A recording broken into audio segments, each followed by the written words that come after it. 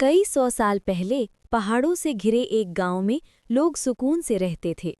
मगर उस गांव पर एक काली परछाई हमेशा मंडराती रहती थी। कहा जाता था कि जंगल की गहराई में एक चुड़ैल रहती है। उसके पास ऐसी विद्या थी जिससे वो रात को किसी के भी घर पहुंच सकती थी। लोग उसे देखकर ही बीमार पड़ जाते और कभी-कभी मौत भी हो जाती। गांव वाले डरते थे, लेकिन डर से ज्यादा उनके भीतर गुस्सा था।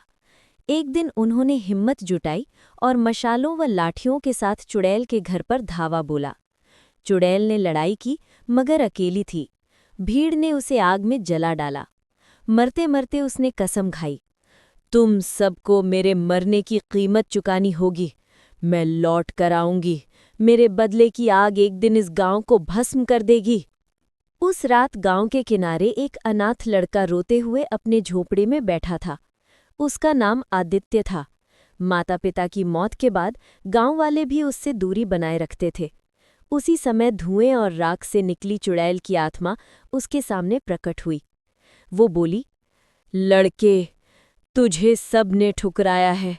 तू अकेला है, मगर अगर तू मेरा शिष्य बने तो मैं तुझे ऐसी शक्ति दूंगी कि सारा गांव तेरे आगे झुकेगा। बदले की आग तुझसे पूरी होगी। लड़का डरा हुआ था, मगर शक्ति और सम्मान पाने की लालसा उसके डर पर भारी पड़ गई। उसने हामी भर दी। अब चुड़ैल ने उसे अंधेरी शक्तियां सिखानी शुरू की। रात के अंधेरे में छायाओं को अपने वश में करना, हवा को रोक देना, आग को बुलाना, लोगों के मन को अपनी आज्ञा से झुकाना, जानवरों को आदेश देकर हमला करवाना। आदित्य तेजी से बदलने लगा। कुछ ही महीनों में वो एक साधारण लड़के से जादुई शक्ति वाला युवक बन गया। शुरुआत में उसने चुड़ैल का बदला लेना चाहा, गांव वालों को डराया, उन्हें उनकी करनी याद दिलाई। लेकिन धीरे धीरे बदले की आग लालच और अहंकार में बदल गई। उसने महसूस किया कि लोग उसके सामने कांप रहे हैं। अब उसे मजा आने लगा। गांव वाले उससे दया की भीख मांगते और वो उन्हें आदेश देता, मुझसे डर कर जियो, वरना मौत सामने होगी।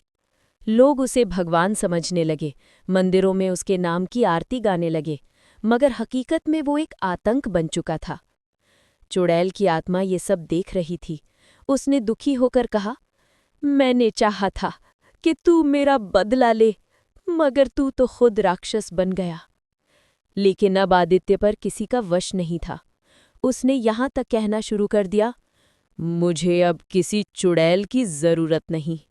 मैं खुद अंधकार का मालिक हूँ। उसकी ये बात सुनकर चुड़ैल की आत्मा चीख पड़ी। उसने उसे श्राप दिया, जिस शक्ति के लिए तूने मेरी शिष्यता स्वीकार की थी, वही शक्ति तुझे भीतर से खा जाएगी। तू ना तो इंसान रहेगा, ना देवता, बस एक भटकती परछाई। और वैसा ही हुआ। धीरे धीरे आदित्य का शरीर काला होने लगा। उसकी आंखें गहरी लाल हो गईं, वो परछाई बनता चला गया। उसकी चीखें जंगल में गूंजने लगी। गांव वालों ने राहत की सांस ली कि उनका आतंक मिट गया। मगर कहानी वहीं खत्म नहीं